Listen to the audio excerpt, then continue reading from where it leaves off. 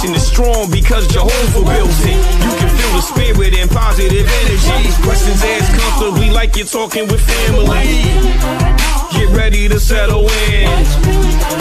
Wait for the show to begin. Invite a couple of friends. It's time for Unhinged.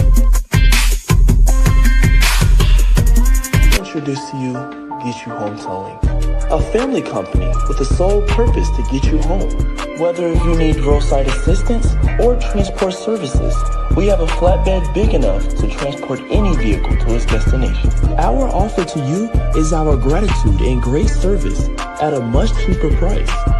We are also open to transport through long distances. If you need us, all you have to do is call that number. I'll see you soon.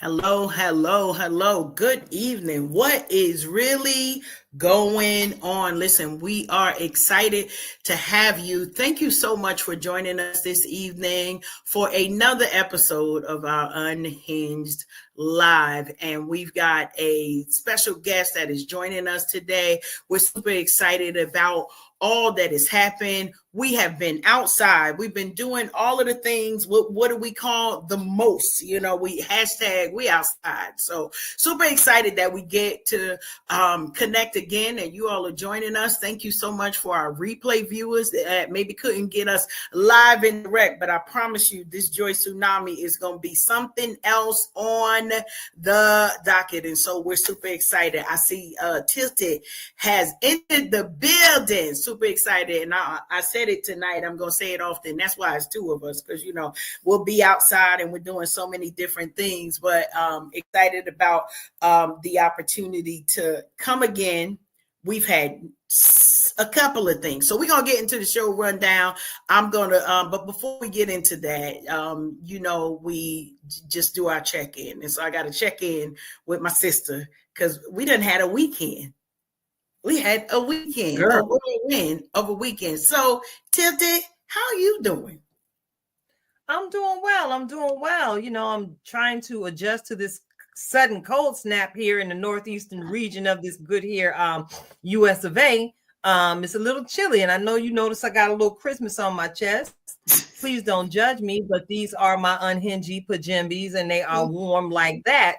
And the goal as an empress at this point in my life is to stay warm. I'm not trying to catch no cold in my bones because that hurts.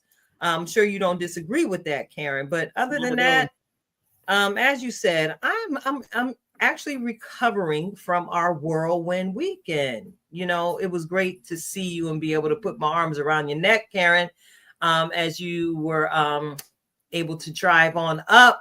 And you arrived safely to walk the runway with us at Napa. That's right, y'all. Let me tell you the scoop. You know how I have a natural tendency of making sure all of the people around me feel that like their most beautiful selves, right? Well, see what happened was I've been telling Karen she belongs everywhere she stands.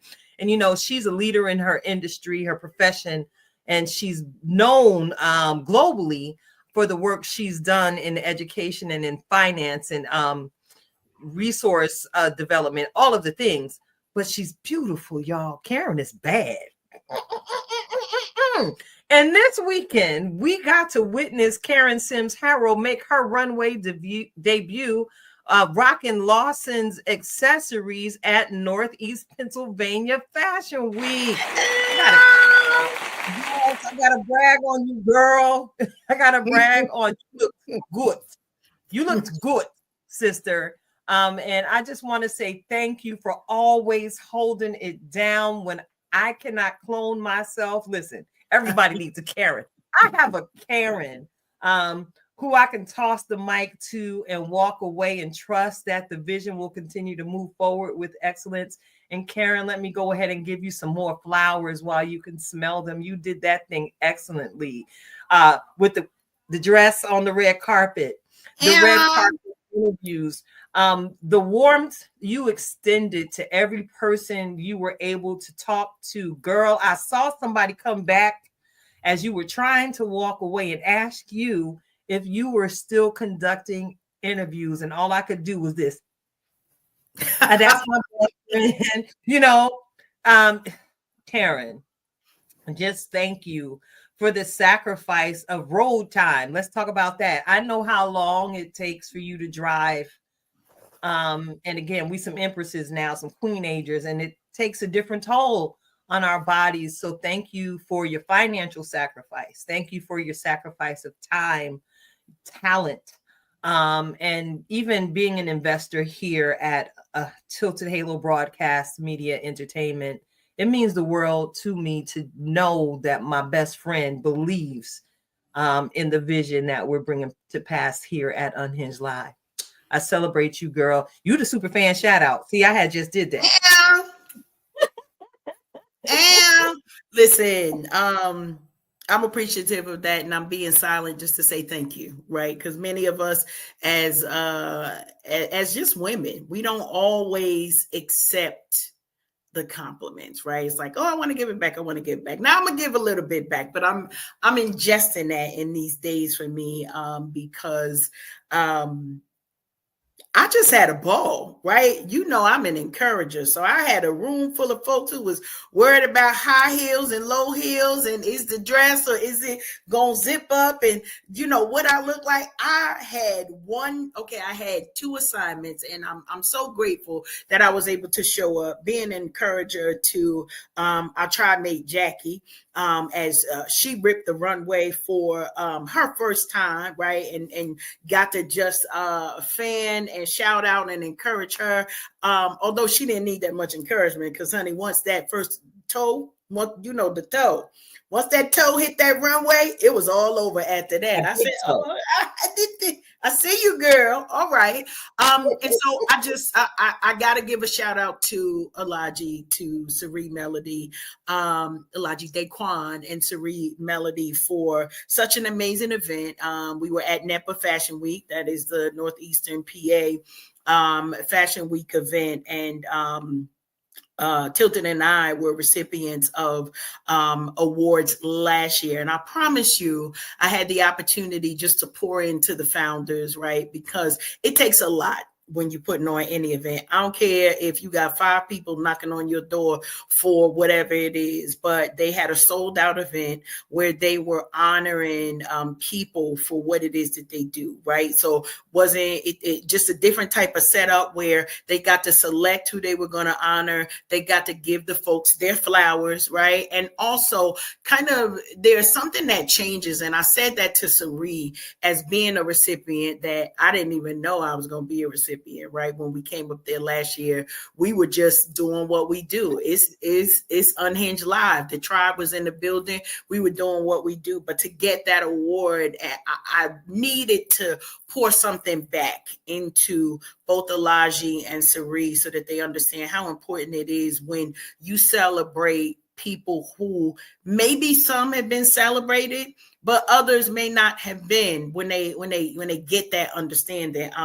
And it was not hard for me to be fly, right? As we rocked the outfits, the designs made by Shelby Lawson, our own tribe mate of Lawson Accessories. And honey, she had us looking fine in all of our green and decked out. And thanks to Jackie, who got me snatched back in that corset. That's all we're gonna say. Shenanigans was going on. Because I said, listen, I'll wear this, but Shelby, she kind of stapled me into that corset the last time. So who gonna be in charge of snatching me back? And so shout out to Jackie, and I think it was Marisol as well, who was helping out with making sure that all of the things stayed where they needed, and that there were no wardrobe malfunctions for our ripped down the runway. So super excited about that. We got so many things to get into.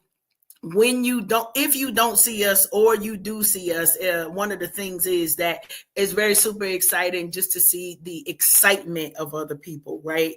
They know that the love is real, and then they share it right back. And I just appreciate the fact that love was in that room. Love was all through that building. And that the shenanigans were orchestrated. Can I say that part?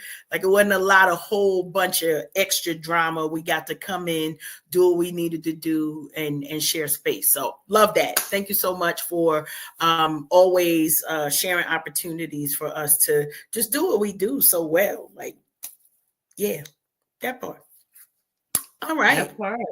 Yeah. So now I'm gonna get in a little bit of I'm driving a little bit. We might have some co-piloting going on here, but we already did the super fan shout out, right? The show rundown. You know, we've got a special guest, and then we're gonna get into some what's really going on and kind of continue some of the conversations that we've been having. But we're not gonna get ahead of ourselves. You know, you're gonna get reflections of purpose, and then we're gonna end out with our just be. So now that you know, right? Buckle up, Buttercup. Here we go. Super excited, Tilted, that we get the opportunity to welcome my guest tonight, right? Because y'all know I've been gallivanting literally worldwide. And so I got the opportunity to meet our guests at a trip that I just took supporting Mr. Harold. Y'all know him as my husband. That's his entire name, my husband. That is his entire name. And so he was one of the feature authors at the National Black Book Festival that was held earlier a couple of weeks ago in Houston, Texas. And so I got the opportunity to meet our guests. And Tilted, if you are okay, because you mentioned that it is kind of cold outside, I'd love to just bring her in. So go ahead and let her in. We're going to let that for you. It's cold outside. I appreciate that. Appreciate it. Oh, no Welcome, Megan. Hi. So excited to see you again. And so as I was mentioning, Megan, we had the opportunity to meet each other in Houston, you know, amongst so much excitement with authors and just so many industry folks that really got into it. And I didn't get a chance to talk to everybody. Now, that was a playground for my husband. Those who know him know he yapped more than me. I promise. It's like, save yourself. Keep going. Save yourself. But I got the chance to make an introduction with you, Megan. And, you know, we started talking just a little bit about your authorship, your book. And so I'd like, if you wouldn't mind, Megan, as we welcome you, hopefully you do feel welcome. Just share a little bit with our audience about who you are, a little bit about your background. And we're going to get into the book and all of the work and things that you did, but sort of a origin story. Who is Meghan? Okay. All right, so I am Meghan Ashley. Ashley is my last name. People always get hung up on that, but Ashley is my last name. I'm a licensed professional counselor supervisor in Texas, and my specialty is working with Black women and autistic adults, and then the intersection of Black women and autistic adults, which were often left out of the conversation. And so I really put a spotlight there for us to be recognized and for us to get exactly what it is that we need. And I say us as a Black woman and as an autistic adult. And I'm a mother of 2 autistic children as well. I'm an advocate. I wrote the book Blueprint to Behavior because I was looking for a book on how to parent my autistic children specifically, and I looked and I looked and I looked, and none of them were giving me the practical advice that I needed. I needed step 1 through 6. I needed this, and this. Do this, then that. And if they do this, then do that. I needed some practical stuff because as an autistic person, we need practical things. The vague doesn't work for us. And I found a lot of the books were very cerebral and they were very vague, and it just wasn't giving what it needed to give. So in my mind, if I'm looking for something and I can't find it, that means it's mine to write, and that I need to be one that brings it forth. And so that's exactly how this book came about. Love that. Love that. Well, thank you so much for, you know, sharing your personal testimony, you know, and how this came, because, you know, one of the things that I think is happens very often is there is frustration that comes, right? Not everybody will say, well, then I'm gonna write it if it's not there. And so I imagine that your writing this has also been giving a lot of families a sigh of relief to be like, yes, finally, right? Yes. Some writing that is not only practical and to the point, but that it's something that can help families in the right now, you know? So yes, I know a lot of the studies might be different, but can you talk to a little bit about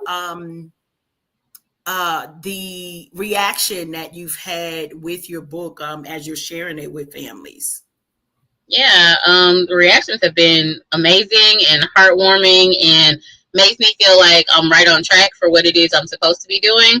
I'm right on the path that I'm supposed to be on, because just like you said, a lot of times people are just like, I've been looking for it. I just needed some practical information and advice. I needed something that I could use today, not something that I have to wait months in the future until I go see this therapist and that person. And a lot of times with autism especially, the waiting lists are years long, and that's years with an S at the end, like 2 to 3 years on a waiting list for a professional for you to be seen for a lot of different things, and we can't wait. Definitely feel you on that one, and I can imagine as a mom, you know, one of the things I know, the subtitle of your book, you mentioned adapting to autism in your family by understanding behaviors. Can you talk a little bit about how your personal experience and your research kind of poured into the writing of this book?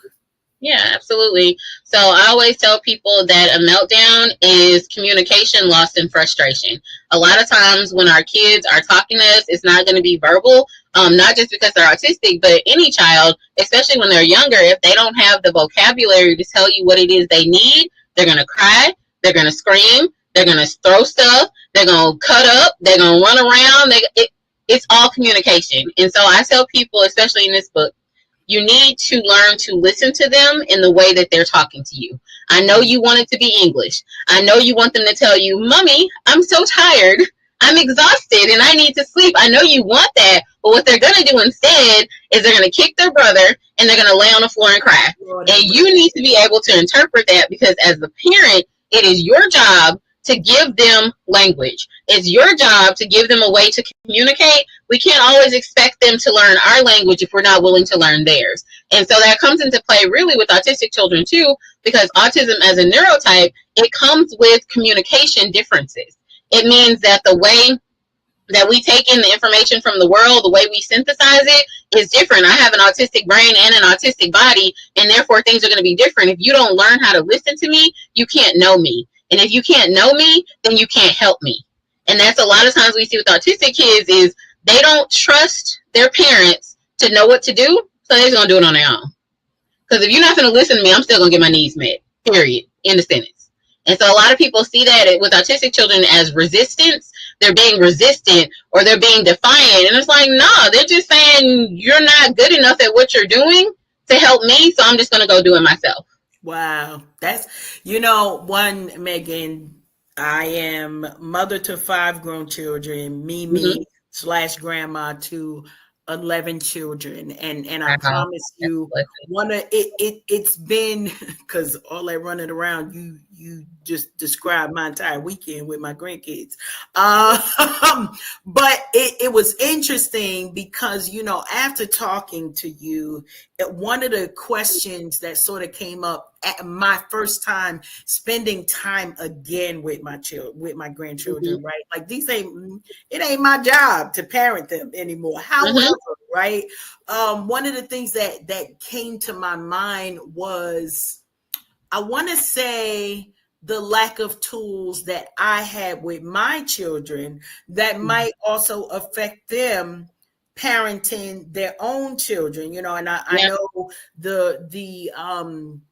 the evaluations for children and whether autism is actually diagnosed comes at different times, right? But as you mentioned, communication style, right? I'm from the era, sit down somewhere, right? I'm not about what in a child's place. You need to be seen and not heard.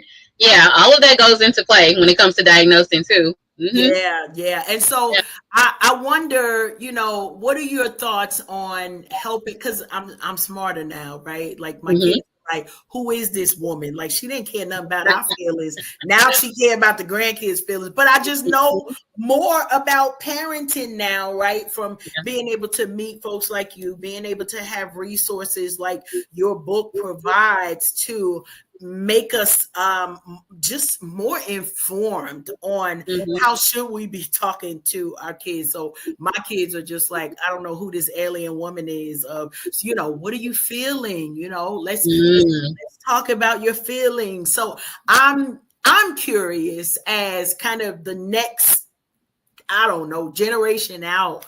What have you found as far as sharing of resources with, whether it's grandparents? Because I know some folks my age, they still, God bless y'all still out here birthing babies. That is not my testimony. Not at all. But wondering, how you bridge that informational gap for that next generation that might still be parents, but some of us are often in sort of like that grandparent role as well. Yeah.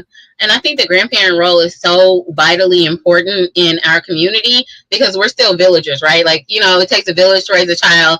You may not be that main parent person, but you're definitely in that child's village and you're valued and you're important and needed as well. So when it comes to having that bridge going from a more authoritative parenting style where it's like, you finna do what I told you to, whatever's on that plate, you finna eat it. Oh, you depressed, you finna go depress them dishes. Like coming from that, coming from that, because I'm Black from the South. I'm from Houston, Texas. It's you can hum, you can hear, you can lean, you can clean. It's all of it, right? All of the isms. And so with that, having to now shift to a more gentler parenting style because our kids know. Like my children at their school, they had this song that they learned last year that had me crying laughing. It's a boundary.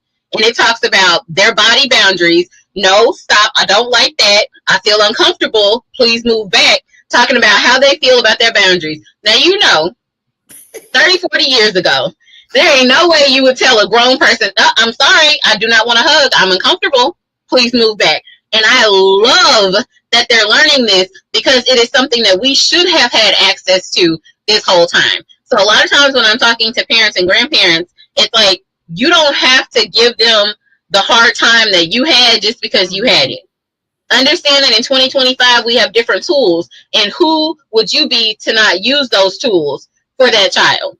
We need to be their first safe space. The world is hard enough. The world is going to kick their butt anyway. Why would you help it? Why would you help it? So come here and get some of these tools, learn some of these things, and understand how to listen to your child's feelings and not take it personally. Because a lot of parents do that too. They'll be like, we're running late. We had to get to school and they want to put their shoes on slow. Ma'am, they're not trying to inconvenience you. They don't care if you're going to get a demerit at work. That is not their business. They're just trying to get their shoes on. And you trying to rush them. And then you get upset with the child like they're trying to sabotage your day. That child can give 2 entire flips about your day. They do not care. They just want their Mickey Mouse shoes on so they can go walk into kindergarten. That's all they want to do. And a lot of times parents respond to what they think the child is doing versus responding to what the child is actually doing. So while little Boo Boo is trying to get her shoes on, her little Mickey Mouse shoes on so that she could go, you could have stopped for a second and paid attention to the fact that her sock is twisted and it's bothering her, and you could have fixed her socks, fixed her shoe, and went out the door in that same time period where you yelling at her about her making you late. So if you pause for just a second, take care of her needs, listen to what her behavior is telling you, everybody gets helped. So parents, it is their responsibility, grandparents, community members, it is their responsibility to make an environment for the child in which they can thrive. That's not the child's responsibility to thrive in an environment that wasn't built for them in the first place. And we talk about that a lot with autistic kids because the world that we live in was not built with my neurotype in mind. It was not built for autistic people. It was built for allistic or neurotypical people. That's what we call people who are without autism. It was built with other people in mind. And so in order for me to thrive, I have to have my accommodations around me. And my support people need to understand that. It needs to not be an issue. I love it. I love it. I love it. Tilted, I'm gonna pass the mic, see if there's any questions or comments, because I saw a little movement in there, and while Megan was talking, as if you had an amen moment there. I did. Since Girl Talk Now started hooking me up, you're gonna make sure advertising. But yes, I'm just sitting back enjoying the conversation, because as we shared in the pre-show conversation, Megan, spent 20 years loving on babies in this very specific environment, and I went here with it because you are absolutely correct. You have to learn how to interpret the autistic person, the autistic child, as well as the autistic adult, because they will give you smoke signals, so to speak.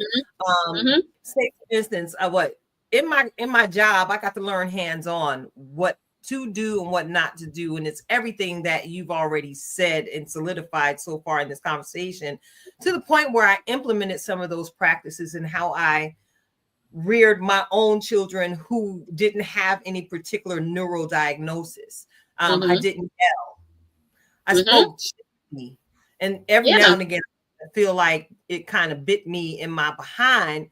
But what it did do, it allowed me to preserve the softness in the young women that I was raising, so that they would have that soft and pink space to retreat to as they continued sojourning through life. So you mentioned the toolkit,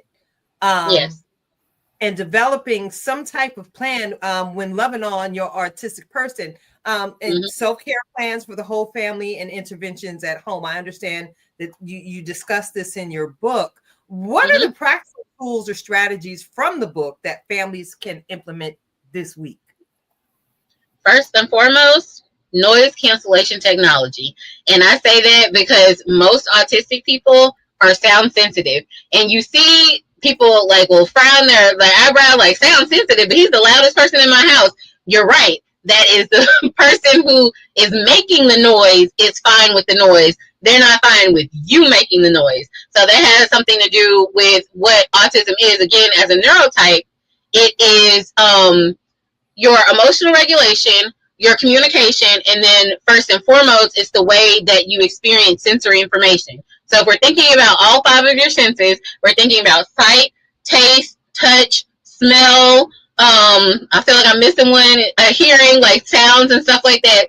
We're talking about all 5 of your senses. If you can help somebody feel comfortable within all 5 of their senses, then you can already kind of reduce some of that extrasensory environment that's causing them to feel uncomfortable. So noise cancellation tech is usually number 1 with a bullet that I tell families to do. And whether that's over the ear headphones, if your kid is okay with that, cool. If not, then they have what's called loops or vibes, and those are earplugs. And so they're not electronic. You're not hooking them up to a phone or anything, but they have this noise cancellation technology to where they can hear people who are talking to them, but all the background noise is dampened. And the background noise is the thing that usually bothers us the most, because the way our autistic bodies are set up is that I hear foreground noise and background noise at the same intensity. So if I'm in the middle of a mall, imagine being in the middle of a mall, right? Back in the 90s when the malls were popping. It was people everywhere. It's music coming in and out. Let's say it's the mall during Christmas time. It's December 24th. The night of December 24th in the mall, y'all remember that it would just be chaotic. And so we've got these bright lights going, right? Because it's all fluorescent lights. It's all brightness. We got these bright lights going. We've got people talking to each other. We've got the music going. We've got people yelling, hey, come get a Cinnabon, and hey, come do this. We have all of this stuff. And it's all coming into my body at the same intensity. All of it. So then you see an autistic person melt down. Then by meltdown, it means I can't handle this. It's entirely too much. And so that's what it feels like sometimes. And I'll use the holidays as an example. When you walk into auntie, grandma, uncle's house and everybody's like, hey, and the kid backs away. Because it's whoa, it's a little bit too much all at once. You heard all the things come at once. All the hugs come at once, especially if you're touch sensitive too. So what I tell parents, especially when it comes to the holidays, is take the toolkits with you that you're going to need for your child. You know your baby, and if you don't, read the book. Okay, because then you got to get to know your baby, right? Because that's your responsibility as a parent. They didn't ask to be here. So learn your baby, have their toolkit ready. If we're going, let's say, to Thanksgiving at my aunt's house, and I have my 2 autistic kids, my kids are 9 and 11 now, so they have their own toolkits that they can carry themselves. But as a parent, I'm still going to make sure that they're refilled and they have what they need. They're not going to eat turkey and dressing and cranberry sauce and yams. That's not going to happen. I'm also not going to sit up there and make them eat that when I know that that's not what they would want. So they're either going to have their pizza before we leave, and then they'll be able to take snacks with them so that they'll be satiated and they'll be fine while we're there. That is not a battle I want to pick on Thanksgiving of what you finna eat. Because no, there are more important things to deal with. So then they get to be full and happy and go play with their cousins without it having to be a push-pull battle over what it is you're going to eat. So in their toolkit will be some non-perishable snacks that I know that they like, certain chips and certain, they like dry cereal and things like that. It would be noise cancellation tape because it's going to be, the game is going to be on, and it's going to be uncles, yelling domino. It's going to be like all of that happening. And so if they have on their noise cancellation tape, then they can hear their cousin talking to them about Pokemon and not everything else being too much, right? And so then also we'll have a hat probably in the bag because the lights will be bright. And if the lights are too bright and it's bothering you, then a hat with a brim can help kind of block that out. I choose shades. So whenever I'm like not at work, I have shades on. Even if I'm in the living room with my family and somebody decides to turn on what we call the big light, in most autistic houses, you don't use the big light. The big light is the devil, where you flip the switch and it's just bright everywhere. You have lamps because we need lower lighting. So if somebody mess around and turn on the big light, I already have my shades on because otherwise it's going to cause me dysregulation. So if I'm at Thanksgiving, I'll probably have my shades on, but my oldest will probably have a hat. My family understands that my kids are autistic, and you're not going to tell them, take your hat off at the dinner table, because if you want him to be here, he is doing his best. You cannot require him to be here without the tools he needs in order to be here. That's not fair. I love that. I love that. And it sounds like you have been very intentional in being an advocate for yourself and your children, right? Your entire family.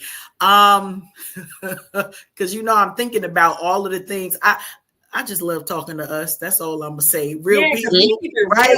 Because we know somebody going to say, take that hat off and do. So, of course. How do you encourage folks who are at the beginning journey of these conversations with their families, right? And not to say that it's going to be difficult for everybody, because if they come into Mimi house, Mimi already know what the deal is. So say something to my babies if you never mind. Say something to my babies if you want to. Yes. You can do whatever you want to do about that. Yeah. And so what I would tell people is, especially in Black families, we're all, that baby ain't autistic, he just a little touched. Like, we'll say some of anything. That baby ain't autistic, you just got to whoop him more. Like, we get it all, right? And thankfully, like you're saying, with you being Mimi now, we do have parents, grandparents, aunts, uncles in our families that do understand more. And that, I think, is wonderful. It's beautiful. We're moving towards the direction that we should be, which is inclusivity. It doesn't matter what they got going on. Let them come. Let them be themselves. I'm loving that that's happening, and I'm able to watch it in real time. I think that is absolutely fantastic. Are we all there? No. And so for the people who aren't, in my family and in other families that I've coached, what I say is you're going to have to do some pruning. At the beginning, when you get the diagnosis, everybody can't go with you. It can't be a situation where you're trying so hard to change somebody's mind who is committed to misunderstanding you, who is committed to their own thought process about your child and does not want to hear what you have to say, or especially what your child has to say. They can't go with you. So if that means that you go to the family function, and as soon as Aunt Francine starts to go in about your baby wearing a hat at the table, Aunt Francine, what we're not going to do is that. Okay? All right? So we're going to be here and we're going to be just fine. But what we're not going to do is that. Thank you. And that's it. And if you don't want to be there, you can go. It's fine. I love that. And Tilted, I knew that you would love this conversation, but it also put me in mind of how many conversations that now Meghan Tilted is my best friend, right? And so we're seeing each other raise kids through good, bad, and ugly. That's what we're going to see. But I know, Tilted, that you've always been intentional about kind of, and not just on the behavioral side, but making spaces for your family to know that, like, we don't have to always follow the status quo. And that's something that always just kind of stuck with me. I don't know why I'm like really laser focused on this. So Tilted, can you talk a little bit about why it was important for you to set those boundaries and standards? Because I feel like it would be an encouragement to folks trying to figure out how to navigate families during this time of year. Woo, child. Oh, for me, and why it was important to do those things, establish boundaries and make sure that my children knew that wherever they were with me, they were absolutely protected and in a safe space, that mommy had no problem being the voice for them when they didn't have their own words. Yes. It was always been very important to me because I never wanted to raise my children to be carbon copies of myself. I wanted Kim to be Kim. And I wanted LJ to be LJ and thrive in their own uniqueness, in their own gifts. And again, you know, my years working in special education helped me understand the behavior modification module, and understanding that everybody in every single walk of life has their own individual needs, and what they required to be watered with to be successful in life. So my children, and I'll use LJ as the example. I noticed that she was your typical kid who liked to write on the walls. And, you know, we always hear stories, and, you know, even Clorox and Magic Eraser, Mr. Clean Them, they have the commercials promoting their products using the examples of children writing on the walls and how you can magic clean it off. Well, I decided not to clean my daughter's art off the wall because I recognized in the middle of what some might call chicken scratches, I could see images of things from her lens, and I could see people, and I saw how she was able to express herself through her optical lens and just put it on the wall. So instead of making my child feel, you know, terrible for expressing her creativity, I let her draw and write whatever she wanted on that large wall in the back of her closet. That was her safe space, because observing her growing up, I noticed that she's an introvert, very introverted child.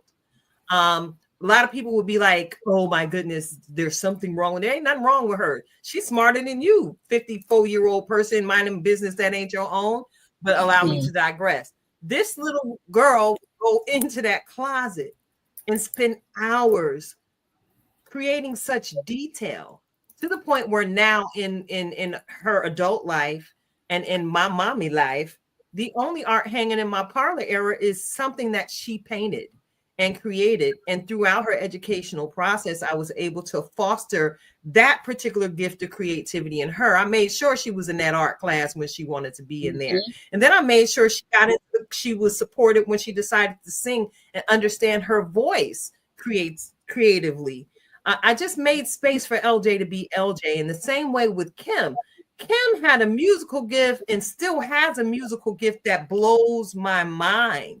So from the time she was young, I fought tooth and nail. I was the parent dragging my baby back and forth to auditions with different choirs. And I made sure her educational process included the creative arts.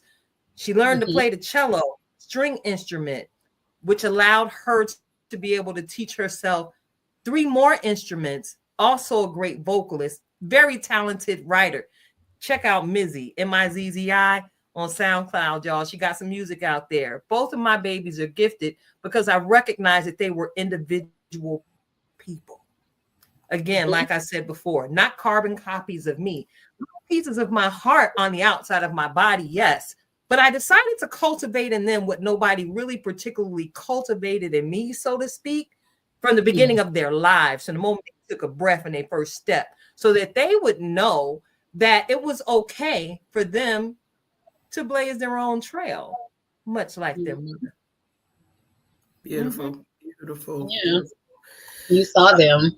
Yeah. Yeah, and Megan, that puts the question to me because you shared your own lived experience as well, and I know this book has been one way for you to hopefully also be seen.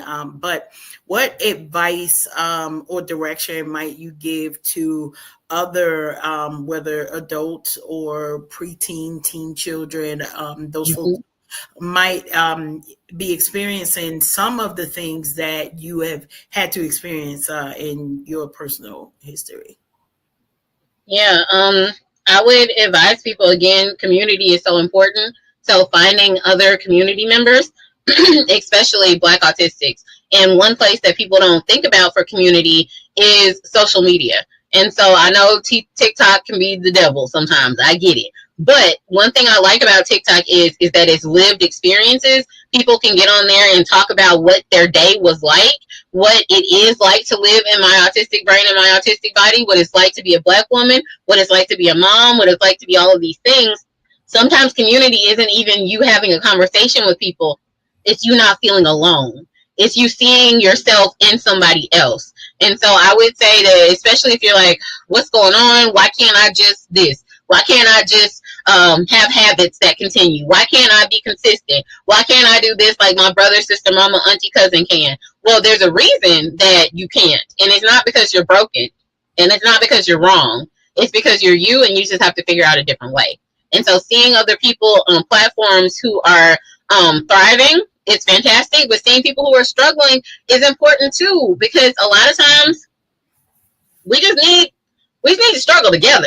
Like we just need to sit and be like, I'm going through it also, just so that people won't feel so alone. And I love social media for that reason, is because people can witness other people's struggle and their strengths and look at it from a holistic lens. Because I'm autistic, and my autism gives me all kinds of really cool things that I'm able to do, but it also gives me struggles, and it is a disability. But it's not a disability because there's something wrong with me. It's a disability because my environment is disabling.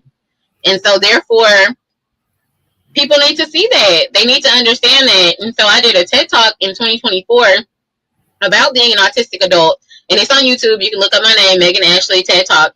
And you can look at it, and it's called What Autistic Adults Want You to Know. And it's about walking people through what it feels like on an everyday basis to be an autistic adult, so that people can put themselves in our shoes so they can understand better. It hasn't been talked about enough for multiple reasons, because for the longest time, autism was just a diagnosis for little white boys. Everybody else was left out of the conversation.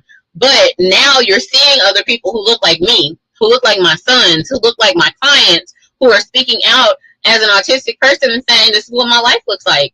And I think it's so important. I mean, it takes a lot to be able to do that. I love that. Listen, I don't have time for a to-do list, so I done already looked it up. Duly noted.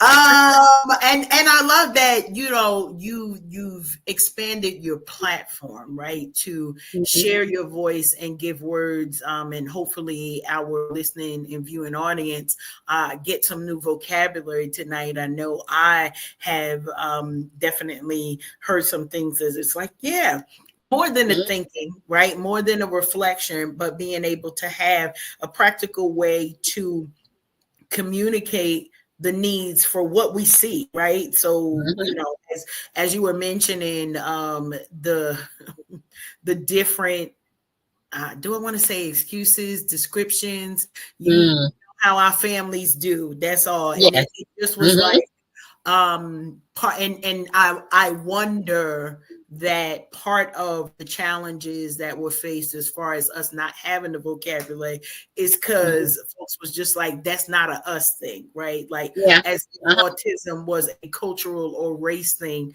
versus what it actually is. And so I appreciate, even the insight of what you're sharing in reference to autism being a disability, but not because something wrong, because that the world around me is disabling.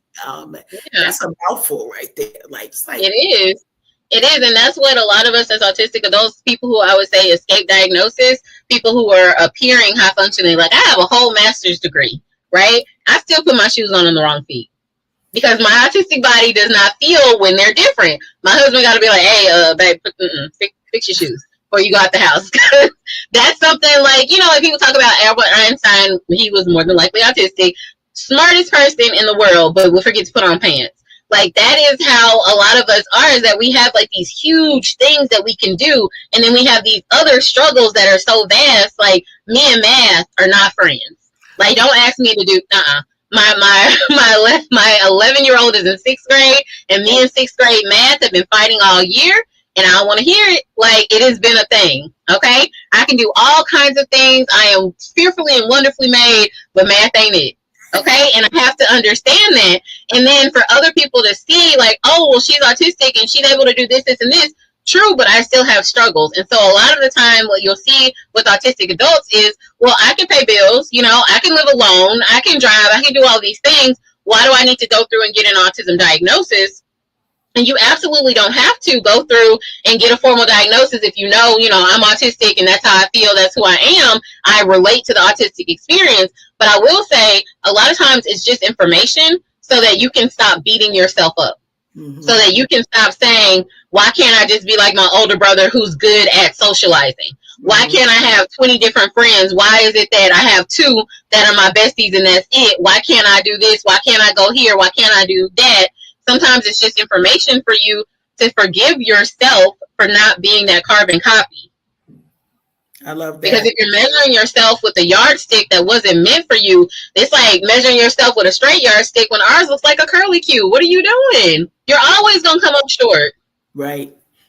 And then the mental health challenges that comes with that just by itself. So I appreciate you sharing that additional aspect of it, because one, it's important, right? And I know a lot of times when we've heard the diagnosis in certain families, they do take it very hard as if it is an ending of a thing versus a rebirthing, right? Because it should hopefully feel like an opportunity. And if the framework of your book, I think, is super interesting, not just as you talk about the practical areas of it and having the toolkits and what do you need at home versus what you need to travel with, and building of the community, but it is about also rehearsing a different language and mindset around autism. Because I just know, like, in our first meeting, you were like, yes, and I am an adult with autism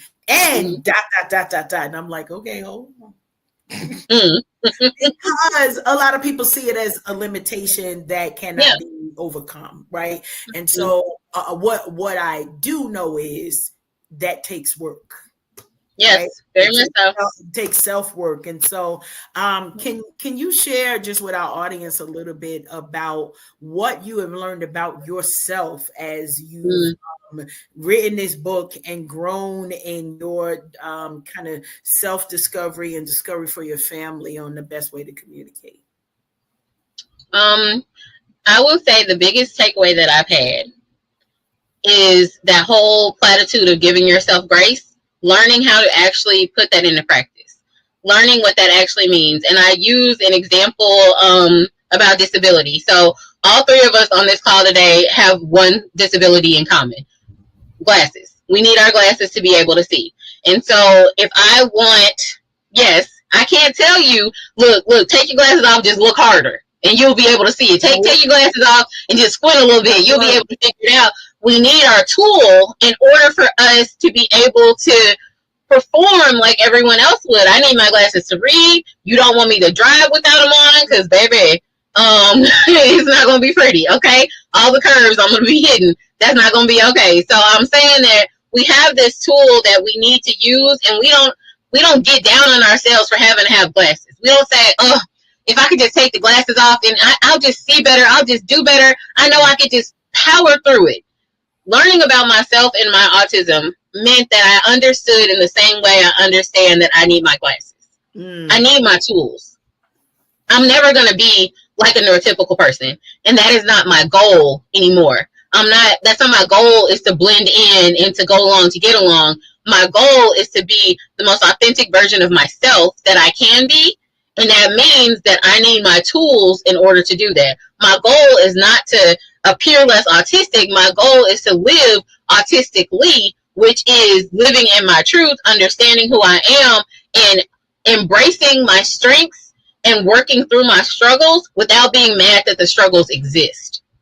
And I think that that's so important in figuring out who you are, no matter if you're autistic, allistic, whoever, if you got depression, bipolar, anxiety, whatever, you don't have to be upset with yourself once you start accepting who you are. And that's the most important part. Understand that this is part of who you are. Okay, this is me. How am I gonna move next? What are we gonna do? What are we gonna do about it? It's not so much overcoming autism. I wouldn't ever say that. I would say that autism is part of my identity. It's part of who I am. And that's fine. That is absolutely okay. I love that. I love that. We'll definitely appreciate that. Listen, for our listening audience, we thank you for those who have been in the comment areas. We thank you for those who will watch the replay, and definitely go and check it out. She know how to find herself. I'm gonna tell you that. Meghan Ashley TED Talk. She's gonna be number one on top of the list. You'll see it there. So I'm excited about hearing more about the TED Talk and how it's almost a year. Like, yes, that is almost a year ago. How was that experience for you? And can you talk a bit about what were the steps that kind of made that opportunity open up for you? One of the things that my autism provides for me is the ability to not have no shame, but not really care if somebody's gonna give me a yes or a no, because that's all you're gonna say is yes or no. And so people are like, oh my God, how did you land the TED Talk? Well, I went on the website and put in the application. Like, that was it. Like, you either do it or you don't, right? And so all the opportunities, you know, people get afraid sometimes of like, they get afraid of success as much as they're afraid of failure. They're like, oh no, if I do this, then I have to keep doing that. And I'm just like, all they're going to say is yes or no. So I put in the application. They called and they were like, hey, this is when we're going to be filming. This is the TED process. And you have to go through a whole thing. You have to go to TED school, right? You have to learn how to craft your speech. You have to do all of these things. And then you show up day of and you get to record. And it is one of the coolest experiences I have ever had in my life. I tell people I felt like Oprah. You got your studio audience and stuff, right? And you got all the cameras and the little bitty microphone you got to put on with the pack on the back. It just felt so official. It was so cool. One of the coolest things I've ever done. One of the scariest things I've ever done too, because what people don't tell you about TED is there's no teleprompter.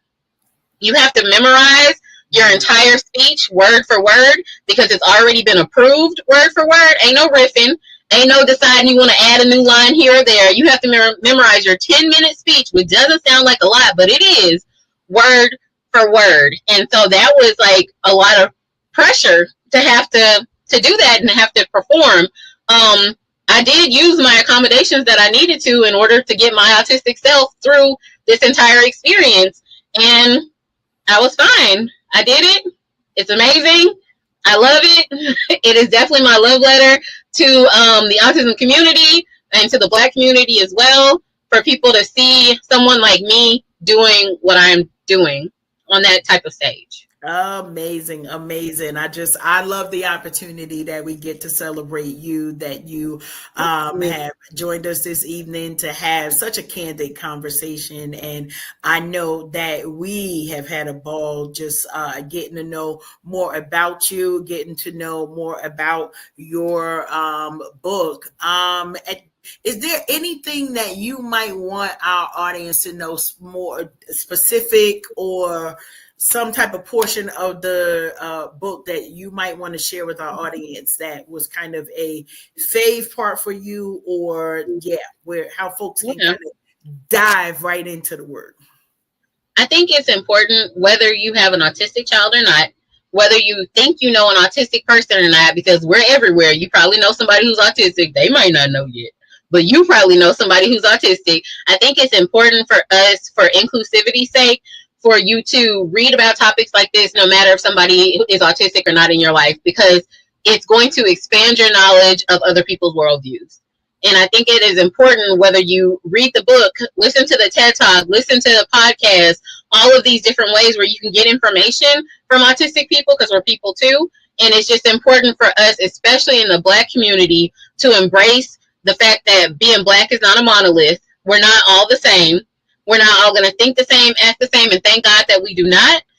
Because that wouldn't work for us, right? Like, we have this huge range of magic and things that we can do, and it's about understanding other people's experiences. So no matter if you know someone who's autistic or not, you can pick up the book, you can watch the TED Talk, you can listen to the podcast, and you'll be able to hear an autistic Black woman telling you about herself. Love that, love that, love that. So now, before we exit, looking ahead, what other projects or follow-up work are you planning to extend the message of Blueprint to Behavior?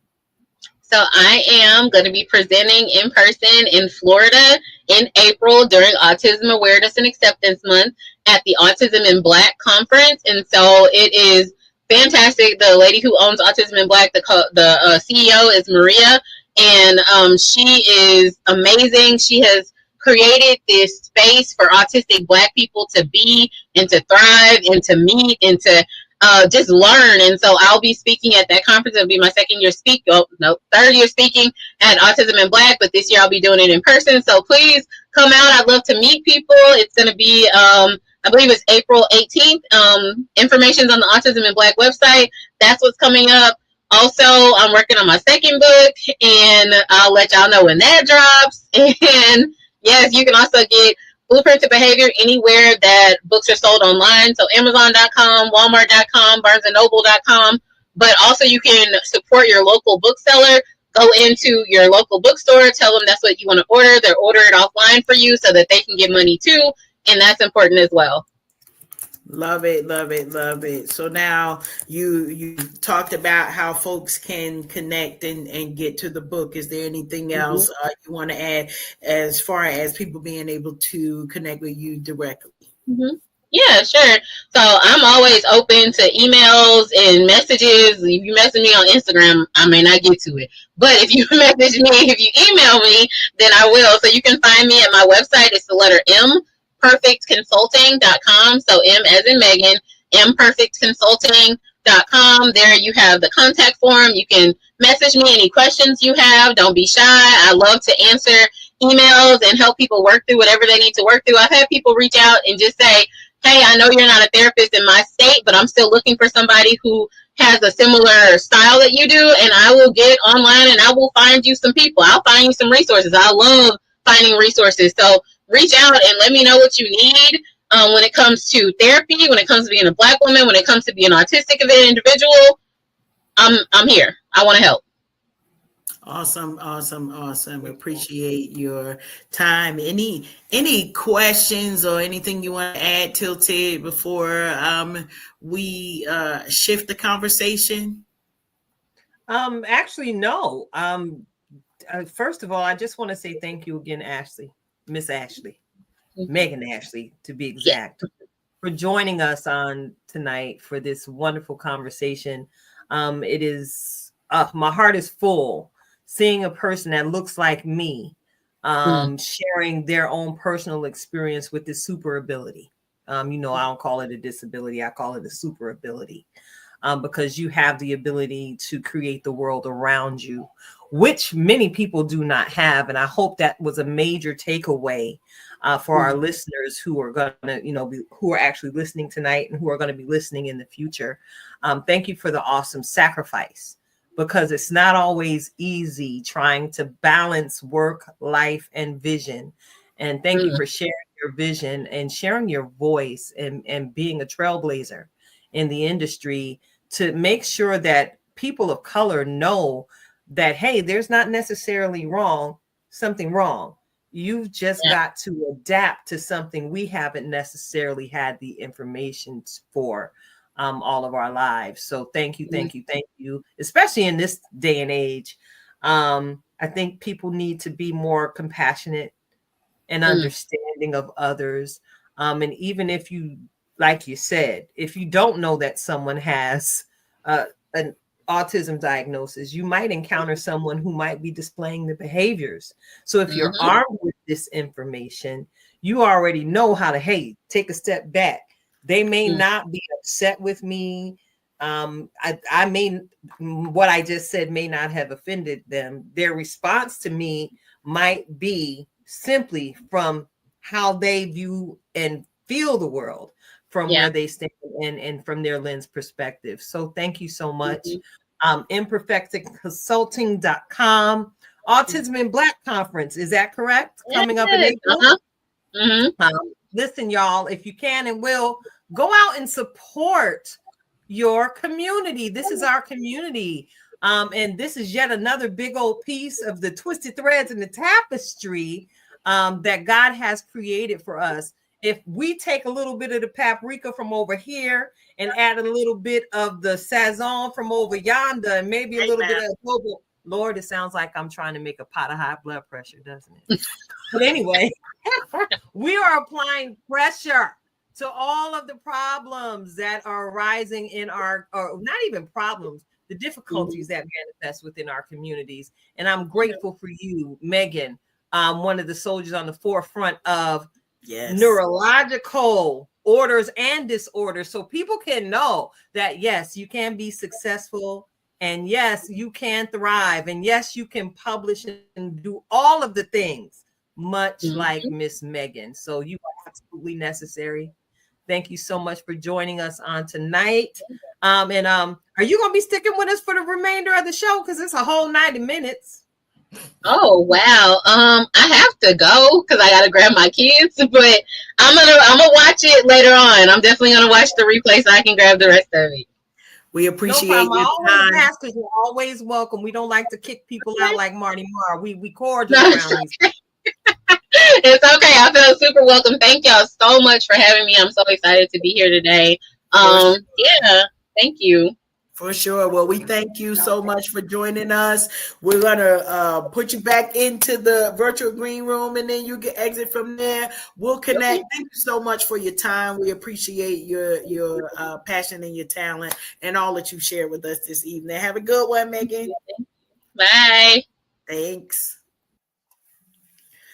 Leah said, a banger. And time was just flying by. Time was just flying by.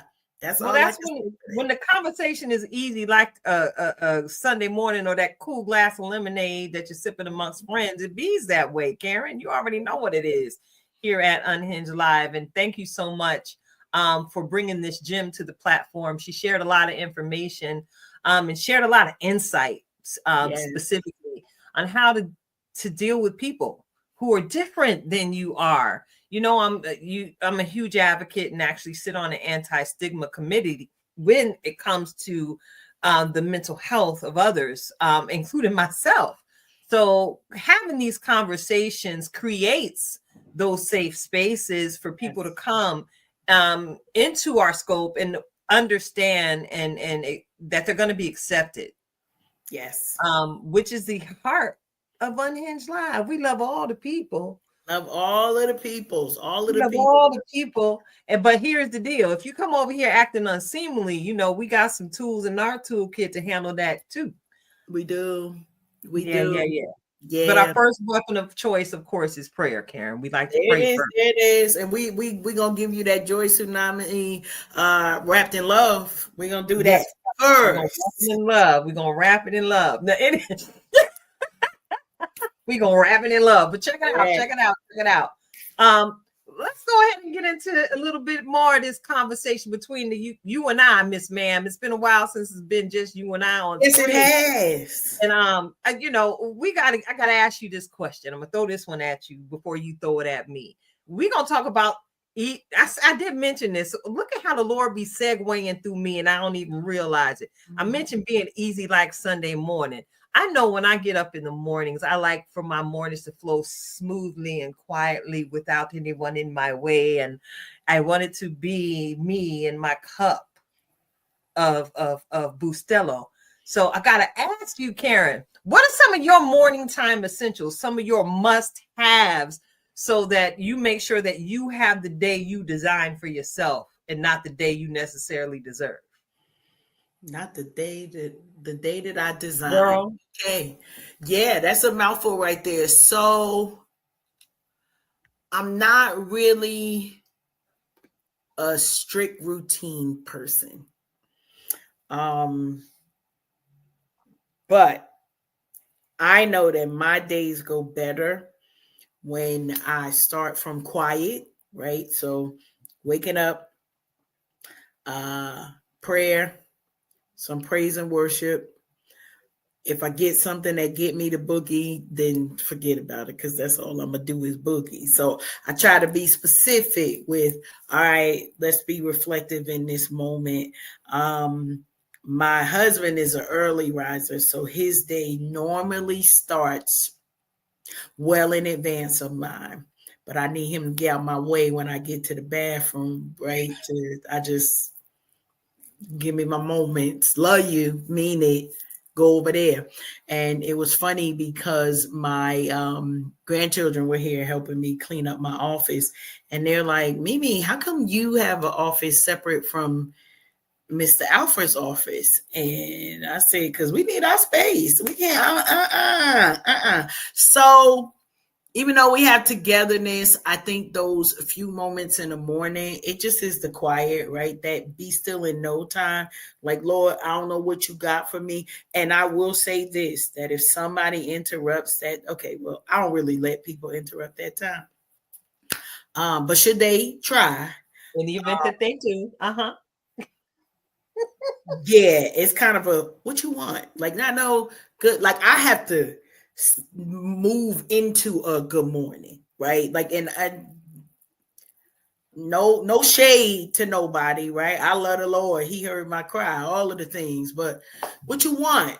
You bothering me early, right? So there are a few who don't get that, because I know that if you're calling first thing in the morning, you're calling with purpose. So then it's like, oh, okay, we're going to have a purposeful conversation here, or somebody need prayer, or whatever it is, right? The alignment.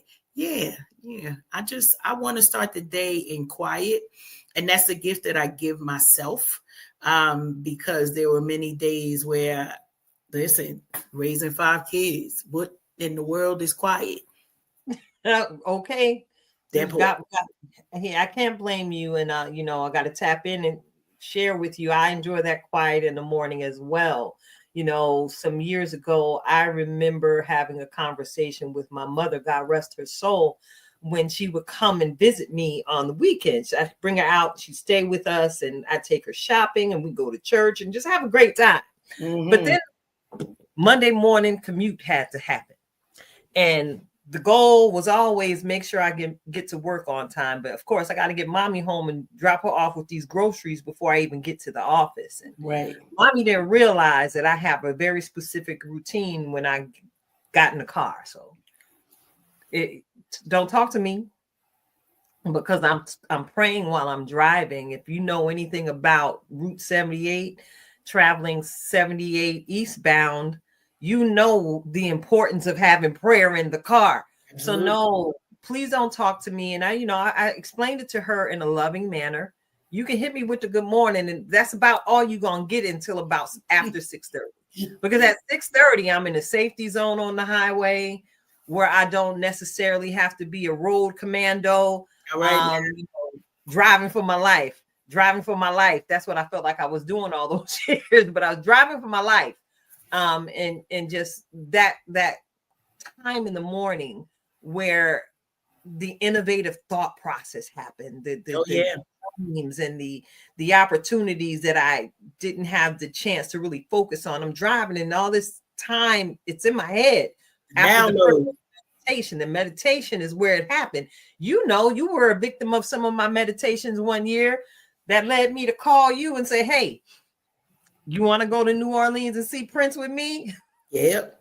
Because I just happened to be listening to the Steve Harvey Morning Show, and he had literally just made the announcement that Prince had agreed to be the headliner at Essence Music Fest. And baby, I had to go to that. And I'm so grateful that you know me well enough to know if I'm calling you that early in the morning, it's purposeful. Shallow. It's purposeful. If I'm calling you, and I tell you that was one experience, and I'm grateful. Yes. I stepped out of my silence, because within 2 hours, you had found us a travel company to get us there within a price we were willing to pay. Yeah. That So wasn't even my between intention. I promise you. Like when the Lord moves, right? And this takes us to because this is the thing. A lot of people would think like, well, what the Lord got to do with that? Honey, if I'm in it, the Lord has something to do with it. I He need gonna you. give me the desires of my heart, and he know I had a secret desire to see Prince live. I'm a uber Prince fan, and any of you who follow me in the Facebook and the Instagram world, you may have noticed that I actually posted a photo of my emotional support Prince that sits on my desk at work, and it reminds me, dearly beloved, we are here to get through this thing called life, but it's a little squishy thing. For when the situations get stressful, I have my little Prince motivation to help me get through this thing called life. So in the morning, I like my peaceful time, my Bustelo, and I must have some hazelnut coffee creamer, or it's not going to be a favorable kind of day. Yeah. I'm just gonna put it that way. I'm I'll normally a tea drinker. And fun fact, one of the projects that we had, child, listen, we still was unpacking boxes. So today's boxes were unpacked, and I finally rehung I have a Prince themed piece of artwork that was completed for me by our homie Rashim Kilo Pugh. And I just ain't get back to get it up. Right. So I needed to hang that up. And then shout out to one of our other She Tribe family, but also a Prince lover, Leslie. I have a world map that her family gave me when I first made my trek down here to North Carolina. And so that go wherever I go, wherever I'm spending my time, that's where that map is, to remind me my global reach, no matter where I might be sitting, that don't change. So we about Prince over here. So I promise you that was something that about that Prince life, dearly beloved. It never was on my mind that opportunity would present itself. But when your homie call and say, "What you think about that?" I don't. Let's do. And that's let's go. We ain't got time to think. What is thinking? There's no because whatever happened, these tickets gonna sell out. Like I don't know what's gonna happen, but doggone it, we need a couple of seats. So let's get it. Yeah. But so Karen, I got to double back. Because something amazing happened to us during the Interstar Trailblazer weekend. Something amazing happened to us as we went in looking fly as ever. Shout out to Lawson Accessories. Yes. We managed to shoot a mini documentary. We did. Yes, we managed to shoot a mini documentary, and I actually posted it on the Unhinged Live YouTube channel today.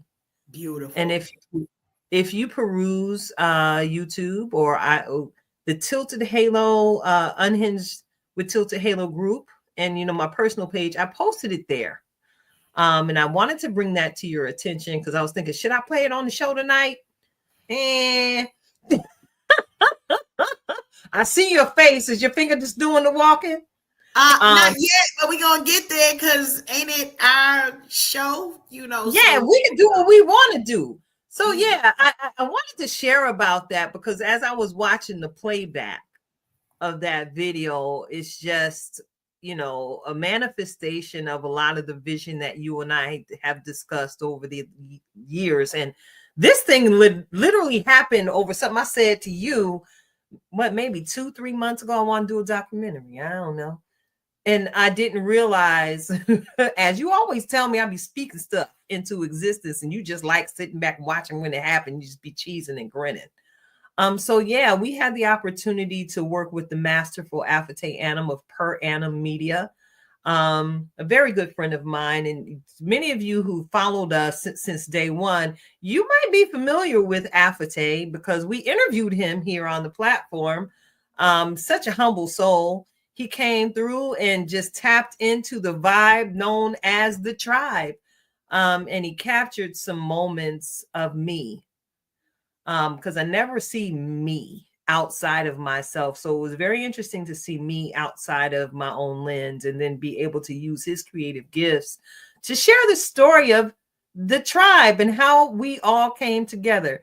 Now, I got to tell you, huge shout out to my boo, Marisol, Girl Talk Nails. See that? That's cute. That's fly. That's real fly. That's my celebrity nail tech. That's the only thing I don't, I kind of miss out in this documentary. You didn't really get to hear her voice because she was off on another floor with G, her loving husband. He's also tribe family. Yes. Wish we could have caught more footage of them speaking and sharing how we connected. But let me tell you something. I managed to connect with Marisol off the grid at least once a month because I got to go get these nails done.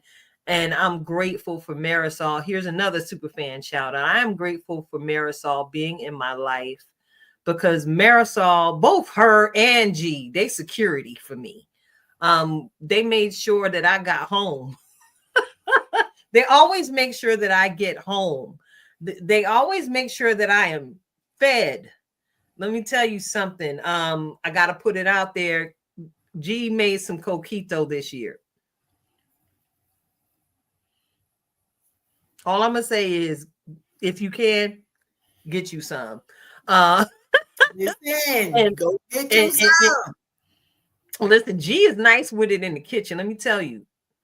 G makes some of the best flan I've ever had in my life.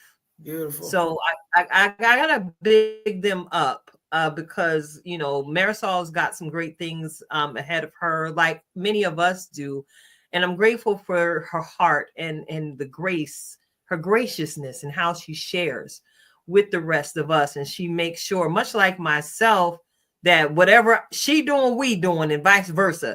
We in this thing together. We are in this for life. We are a tribe. Yes. Of creatives, and I'm just so grateful. My heart is full. My heart is full. Just reflecting on the journey to In a Star and how this whole thing was birthed, and really understanding where I stand at this point in the journey, that nothing is wasted. If God allows you to it, He's gonna bring you through it. And y'all, we love the Lord over here. Yes. You're gonna hear us say Jesus, you're gonna hear us say God. I call him Abba because God is my father. When there's no one else I can talk to, I look up and have conversations, and I'm grateful that it's an active dialogue because I'm not always the only one speaking. I can hear and get the messages I need to keep propelling us forward here at the platform. So get ready, y'all, in the listening audience. You ready to push play? You look like you about to. I'm almost ready. I got to shout out my brother G because that's my cut-up partner. And Marisol, she be like, no, not with Coach Cash. She be trying to make sure that we acting right. But I tell her, that's my dude right there. What are we doing? So I'm thankful for his care, and he really, even this weekend at Napa, he was like, okay, Karen, but you can stay up here. I was like, no, I got to get down because he's like, I don't know about that. And I literally tell my husband, and my husband is like, well, I agree with him. You need to stay yourself somewhere. And I was like, well, too late. I'm already down the mountain now. So, y'all coordinate between yourselves. But I'm grateful for the opportunity because, as you mentioned, you know the conversations, and that I know the side conversations of you not always seeing yourself, but you are always grinding, right? Always pushing forward, strategic and intentional with the relationships that you have. But this was definitely an opportunity for all of those things to culminate all together on a night where others may have thought we missed an opportunity, right? This is the word, right? And then we're going to get into what it actually was. Because by all intents and purposes, we were supposed to be somewhere else. But we didn't miss a thing, right? Because we came already equipped. And even this last weekend, we heard that the favor that was extended to us may not have been the experience of everybody that we know. There's something to be said to that. But y'all know how much I love this part. This me DJing in a different way. So, you know, I'm gonna let this do what it need to do. And this is the Tilted Halo mini documentary. And we say mini because Hunty, there's so much more to come. Here we go. I'm setting it up. Here we go. She came to see me. During the pandemic, when the world was shut down and hugging was illegal, she hugged me to life. She hugged me to life and freed me to grieve. She freed me to grieve. And in that moment, I realized that it was God. It's always God.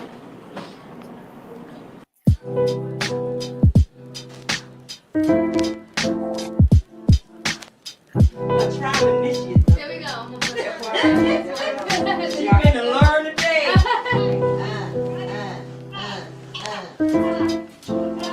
Thank you. Okay, yes, ma'am. I'm with Elijah tonight. I'm mean too. So, right. Now, Shelby, I found an iron, but it's You can save the tears for later. yes. My love to hear nominated is show. Yes, shoes. Oh, that's your thing. Yes, my kid. As he always is. Now you know what he says. You are amazing. That's God, baby. And God put me in the right circle of women, and it's growth, empowerment, and love, and joy. And you bring all that. And thank you so much. Oh, thank you. Thank Don't make me you. cry. We I know I'm not supposed to make you cry because all kinds of things was going through my head this morning, and I'm like grateful. That's the one word. That's it. I'm gonna sum it up. That's grateful. Jackie, where are you going? Grateful. Grateful. And I'm so happy. We're gonna do it today. I'm just a conduit. That's all. You say it all the time. You I'm say just it a all the time. conduit. That's You say it all. all the time. You say it all the time. But I'm truly blessed coming from Don't where make me cry. I came from. I told you that. To be here amongst all these people. Do you want to share some of your story, Mom? Yeah, I can share some. Look at the camera and share. I am a survivor. I was addicted to opioids. I can't count how many times in my head I've tried suicide. I have suicidal tendencies, and I'm a mental health coach because of that. I study psychology because of that. And through education and experiences, I'm a better person today. I'm not broken, I'm becoming. Yeah. God, thank you. And God just gave me eyes to see her, the strength of her spirit, and I knew I needed to connect with that. Yeah, And she is now one of my best friends. a sister to me, like a sister. Pretty much. Because we can't go through the day without each other. We get our people. We work together and they sick of us when I come in her office because I care to none None. about the people. She comes right in. How you doing today? How You you good? doing? You straight? Good? How your Yes. foot doing? You good? Yeah. Did you eat? Yeah. Just like that. Because she'll keep Just working like and she that. won't eat. Just like that. I'll walk away, even to walk away. She comes and makes sure that I walk away and get that break. Because I used to do it to her and now she's doing it to me. So part of growing is seeing when other people tell you you need to do what you're supposed to do, because you know what you're supposed to do, but you just don't do it. But for other people to see that and encourage you, that's people that you need to keep around you. I love you too. Mwah. Mwah. Mwah. You already know it's your girl Keita Tilted Halo. This is my sister Jackie. And that's how we just refer to her so lovingly, Jackie. And we too have a story. So Jackie, you want to tell our story? Well, our story is that we actually have the same father. and we did not get a chance to grow up together. And our father unfortunately passed away in 2017, December 2017. Yeah. And you graciously reached out to me. You said she found out that her dad passed away. She said, I gotta find my sister. And she reached out to me, and I was not ready yet. And I pushed you away. And I knew it. I knew she was going to be pissed because my searching for her was part of my own healing. I didn't find out our father passed away until 30 days after he had been buried. And it damn near broke me. But I remembered her because we also lost a sister. And Jackie also lost her mother within the same week. So I could only imagine the terror going on in her mind. And I just needed her to know that she wasn't alone. So I listened to God and went searching for her. And then I had to wait for her when she was ready. So when my mother died, she came to see me. During the pandemic, when the world was shut down and hugging was illegal, she hugged me to life. She hugged me to life and freed me to grieve. She freed me to grieve. And in that moment, I realized that it was God. It's always God. Because only she was strong enough to carry me through that season because of her past experience. So that's our story. Yes, it got me messing up my makeup. And I'm so grateful that you came looking for me, sis. I mean, you're the best thing that's happened to me. Amen. It was double for my trouble. I lost my mom and my dad in the span of a week. And to get you in return, Yeah. only God. And all I was trying to do was heal myself. Going after everything I said I wanted and missed. And as my bestie often reminds me, the instruction is pursue.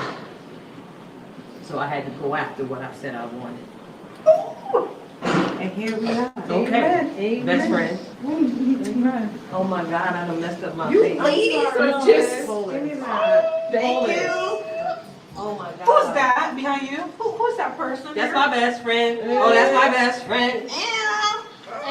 Yeah. There is a story with all of us. There is a story with all of us. And this one here, my CFO, my girl, get your life together in Jesus' name. Yes, it'd be nice. She reminds me to be nice when I flip into production mode. And she prays for me like no one else. Look, I don't have my glasses on. I had to come So we back. have a story as well. Yes. See, one day at fireworks, when I was fireworks, I said, you need to be her friend, and I had to be obedient. All right, guys, are my eyebrows okay? Because I can't see. You want to tell our story, Karen? Do I want to tell it?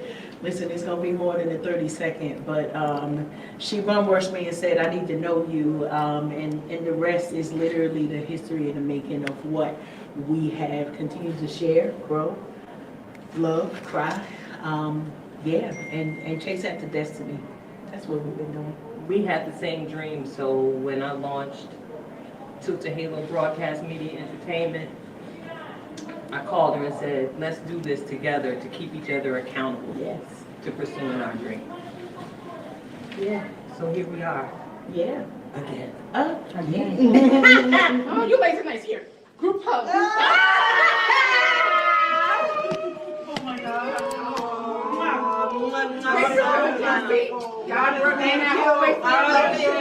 This is my ministry. I love it. Sharing. Designer. You guys. Now wait, we got one more for you. You ready? We got a story too. The incomparable Shelby Lawson of Lawson Accessories. She is multifaceted like Clairol, and we attend, of course, and just like Karen and I, we attend the same faith community. And God had given me a vision because I was going through a broke season of my life, and I had to remember I knew how to crochet. Yeah. So I started to crochet hats and scarves and selling them to make extra money. I've just gone through a divorce. And then I said, God said, call the church. You need to start a crochet ministry because we had a homeless shelter initiative. So I called the church, And Pastor Jason, he said, y'all can do it. That's what Pastor Phil had put out a call for socks and scarves and hats for the homeless. And I said, there's enough creatives in our church community that we don't have to go out and buy socks and scarves. We could crochet or knit those things. So we had a great season in doing that. It was very fulfilling, and we were very blessed by it. And we love to eat breakfast. So that's how we really met. We red sausage. But we've had a good journey. Yes, we have. We have. So we started together, praying and crocheting, teaching and slaying, all of it. So then all of a sudden she snatched me up to be one of her models. That's right. That is right. we have quite a journey. So we've been doing. I hit it again. We've been doing it.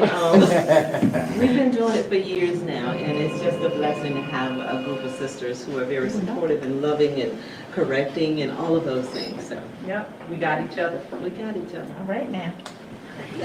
Oh, this is just so nice.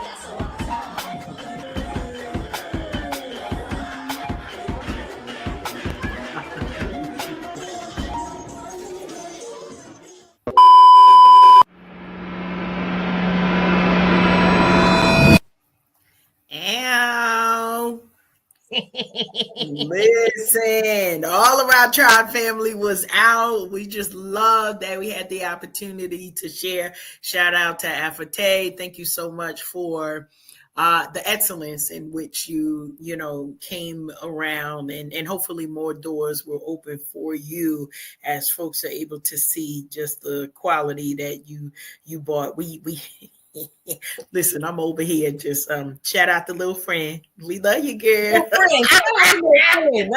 We gotta get her a shirt that say Unhinged Live Little Friend. Little friend. We got a little friend. So shout out to all the videos.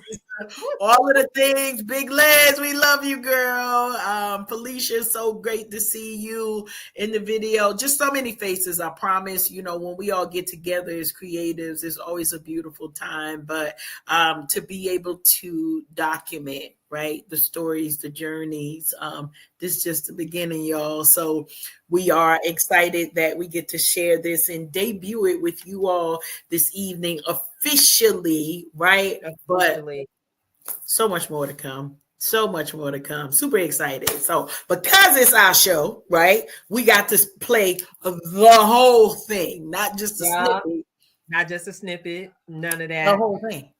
The whole thing. And thank you for enduring that with me, Karen. Because you didn't know I was going to do that tonight. I stayed throwing a monkey wrench in the system. Listen, but it's always good.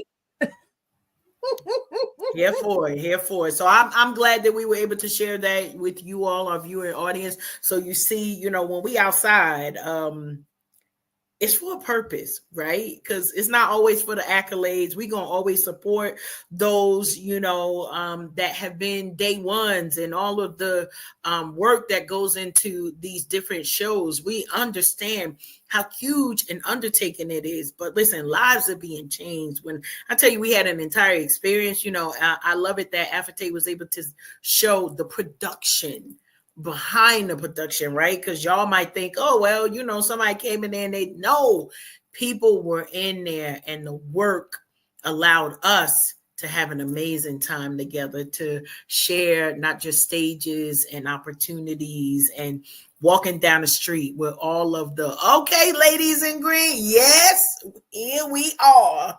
But there was a purpose behind it. And so I'm grateful. I'm grateful that we were able to have that experience and not miss out on one thing. How about that? Not one single thing. And yes, like you said, I hope it continues to open doors because it already has, Karen. Not for nothing. You made your NEPA runway debut because of that green outfit you had on. Yes. Trailblazer Award. Yes. And I'm grateful for, again, the Interstar Trailblazer Award founder, the lovely Jacinth Headlam. Yes. Our sister, not only in the craft, but first and foremost, our sister in Christ. Yes. She is so inspiring. And I just want to take this opportunity to say thank you to you publicly, Jacinth, for opening the doors for those of us who may not have the exposure that we may, have earned over the years doing the work that we've done in the community. It's because of you and creating this platform that you have ignited the strength and the power in so many of us to dream bold, dream big, and dream endless. And honey, you sparked the flame over here. When, my name was called in 2023 as a Trailblazer Award winner. I'm proud to say that I'm a Trailblazer alumni, and I'm doing everything that I can do to pull in as many people as possible to this community where opportunity is at their feet. And I'm also grateful for you, Jacinth, reaching out to connect with Afate Annam of Per Annam Media. You saw the gift. And I can say, having been friends with this gentleman for years, he is a gift. And conversation is second to none, y'all. So thank you so much, Jacinth. Thank you so much, Afate, again, for lending me your talents. I pitched you the vision and you just took it and ran with it. And I'm absolutely grateful that you, protected the innocent and what you decided to put together in the documentary, because so many of us were on it. Like, Lord, what he gets, because we was wilding that night. We were in full-on celebration mode, loving on one another and enjoying the moments throughout the night. So thank you so much. Again, thank you so much for everyone who jumped on that mic. Tribe, y'all already know what it is. We already got something on the let her cook. We cooking. It's the season to cook. All right, because we got everything we need in the melting pot to do what we need to move forward. So we finna cook. Okay, that's what we finna do. And as I mentioned, cooking, you know I'm hungry. I'm a little hungry. I stay needing a snack, a little protein, a little vegetable, little piece of mango, something, fruit. But what I'm hungry for tonight is just a little bit of emotional and spiritual reflection, refreshing, and it's actually going to come from our own very own in-house certified master life coach. Yes, that's what she is. She's not only my best friend, but she is the voice of reason. I am talking about Coach Cash, as I allow her to switch her hat. Coach Cash of Twisted Threads LLC, coming at y'all this week with a reflection of purpose, the spiritual nourishment that we all need and require. So, Coach Cash, I got to ask you, my sister, take it away. Awesome. Listen, y'all know I always come with the title, and today's title is Snatched Back, right? Many of us are going through seasons. Maybe there are challenges. Maybe you got to the other side of a challenge. And I often say that we are the blueprint, but there's a reason why that is a statement that we continue to make, right? So tonight we spoke to somebody who the title of their book is Blueprint to Behavior. Well, the reason why I remind us that we are the blueprint is because there comes certain times in our lives, right, where we got to snatch it back. But I have found that many of us are elevating in a it's on the way mindset. And so I said snatched ED back because we got to shift in this season, right? We see all of the stuff that's going on in the world. And it's not that we're not paying attention, but we sure ain't worried about what we see, right? Because we've already elevated to the snatched back moment in our lives, right? We're snatching the integrity back. It's already snatched. We're working on snatching the financial stability back. It's already snatched, right? I say a statement, and it is the truth. I tell people everywhere I go, what line I tell my husband, I'm the rich man's wife, right? He may not always believe it because of the status of a bank account, but I promise you, I live my life in that mantra so that he understands it's not even about what you will do, but it's about the shift in your mindset when you speak the words and say, it's already snatched back. I'm not working on it. Our brain, we've heard over the years that our brain responds to the things that we speak. And a lot of us will say, well, I'm trying. And the brain doesn't really know what trying looks like, right? There's no picture for what trying is supposed to be. You're either doing it or you're not. And so I'm saying snatched back because you snatched back. You snatched your health back. You snatched your sanity back. You snatched your peace back. You snatched, right? All that craziness that's going on a job, give that back. Snatch back your peace. And then speaking those things as though they already have happened, right? Scripturally, it says, speak those things as though they were, not as though they are becoming, but that it's already snatched back. So y'all getting a little bit of Sunday school up in here too. Snatched back. This is my posture and my position for the rest of 2025. So if you're looking for me, I've been focused. I've been pursuing. I've been doing all of the things. And now I'm snatched. Now, some of y'all saw me snatched in that dress over the weekend too. Y'all saw me snatched in that green and white. I've been being snatched. And so now I'm taking that and encouraging you. Do the same in your everyday.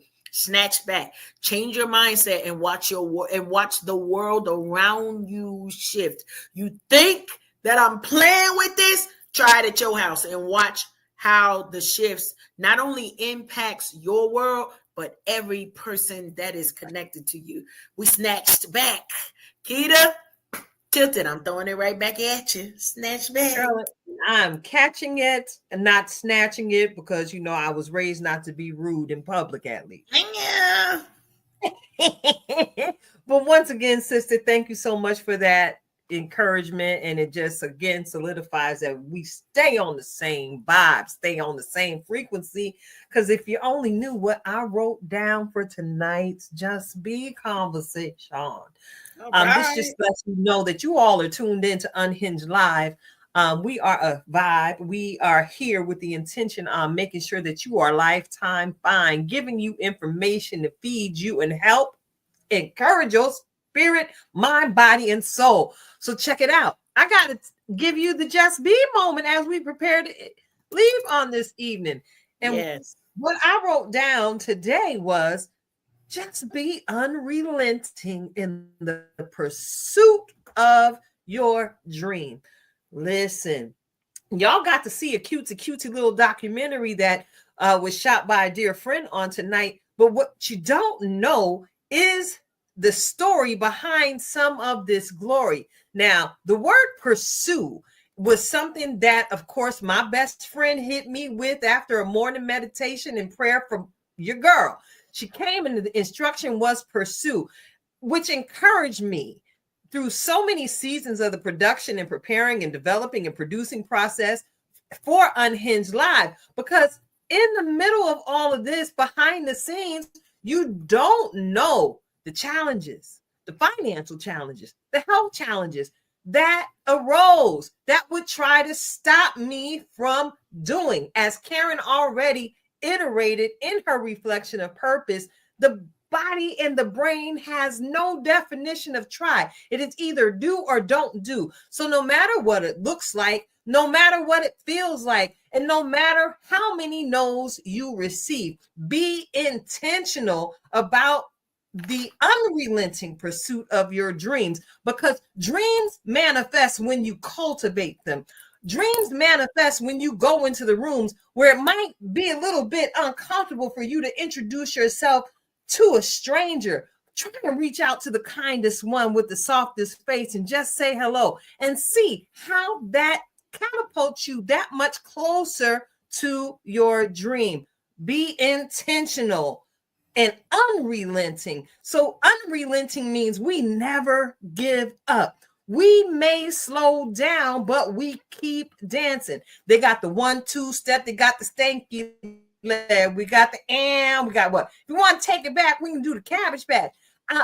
There's a new dance that these young folks is doing that I can't necessarily say would be good on my kneecap. I think it's a dubstep style of dance that comes out of Chi-Town, Chicago. But baby, keep on dancing, keep moving forward, because at the end of the day, dreams do come true. But you've got to be the verb required in the change you want to see. It requires action from you on your part.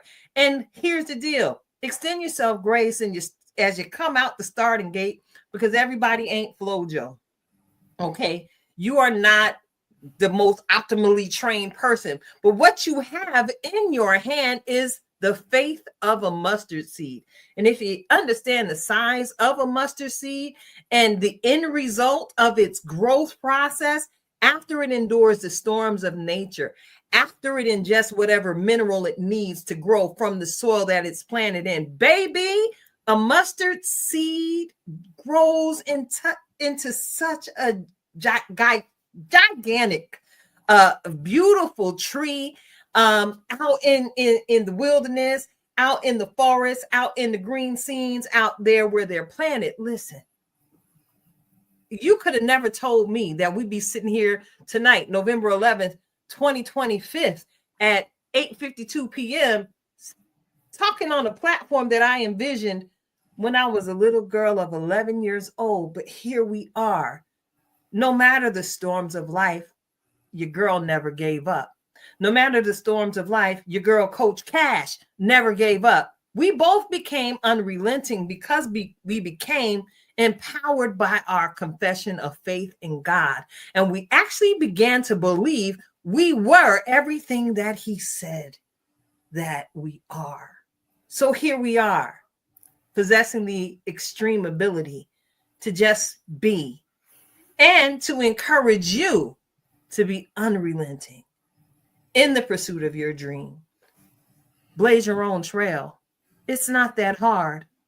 Because all you got to really do is just be your authentic self. It's your girl, Keita, sitting alongside my good girlfriend, Coach Cash, Karen Sims Harrell of Twisted Threads, LLC. And Karen, again, I've got to say thank you for bringing in such an amazing guest on tonight. And I hope somebody's life was impacted by the information that was shared in the conversation. It's Unhinged Live. Hey, replay viewers, thank you for tuning in. And if you like what you've seen and heard here on the platform, go ahead and tell a friend. Share the broadcast. Go on over to the YouTube Nation and like and subscribe to every last one of our YouTube channels. We are Twisted Threads on YouTube. We are Tilted Halo TV on Unhinged. We are Save the Arts TV on Unhinged. And last but certainly never least, we are Unhinged Live on YouTube. Because I got a feeling, Karen, we may have to vacate these Facebook streets sooner than we think. Well, we got a plan. We already got a plan. Like we said, we are intentional about the pursuit of our dream. Stay ready. And we go in with them, all right, as we pursue. It's Unhinged Live. And look, Milo the cat just came in. You might hear him. He's messing with me. Like, where you at? Why you ain't petting me yet? So I think we got we're Unhinged Live, and until next week, it's a wrap. Until next time, we out. Peace. Oh, y'all gonna get this outro video.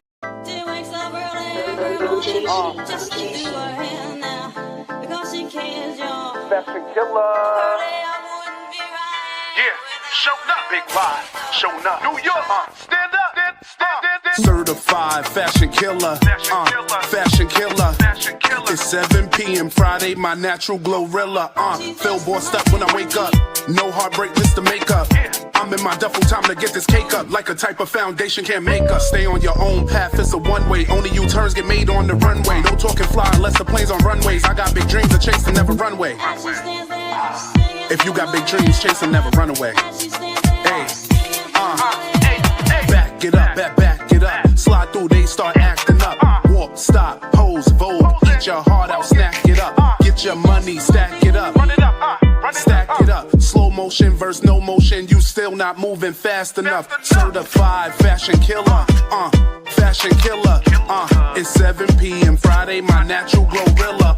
Feel bossed up when I wake up. No heartbreak, just to make up. I'm in my duffel, time to get this cake up. Like a type of foundation can't make us. Tags get popped, they supposed to.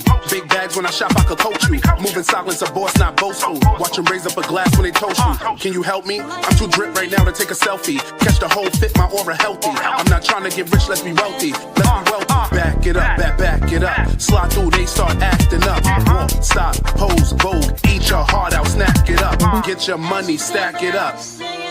Stack it up. Slow motion versus no motion. You still not moving fast enough. Certified fashion killer. Fashion killer. It's 7 p.m. Friday, my natural glorilla. Feel bossed up when I wake up. No heartbreak, just to make up. I'm in my duffel, time to get this cake up. Like a type of foundation can't make up. Like a type of foundation can't make up. Like a type of foundation can't make up. Fashion killer. Can't make it up. Can't make it up. Like a type of foundation can't make up. Like a type of foundation can't make up.